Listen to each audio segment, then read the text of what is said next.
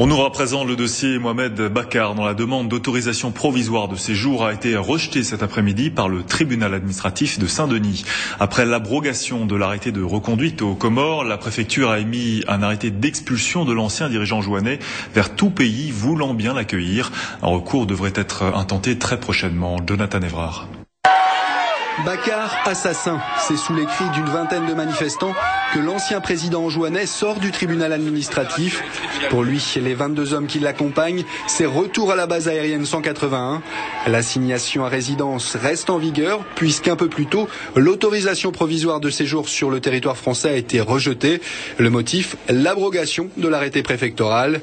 Malgré tout, les avocats de Mohamed Bakar et de sa garde rapprochée sont rassurés car le nouvel arrêté de reconduite à la frontière n'est plus à destination des Comores, mais à destination de tout autre pays acceptant d'accueillir les requérants.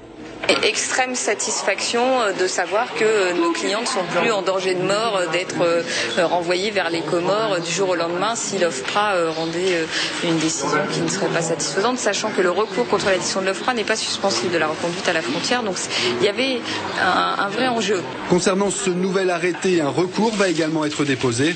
Tout ça en attendant donc l'examen de la demande d'asile de Mohamed Bakar et de ses proches. Je suis confiant à la justice française. Un dossier qui doit être examiné en urgence, c'est-à-dire sous 15 jours, au lieu des 2 mois minimum pour la procédure classique, ce que déplorent évidemment les avocats des requérants.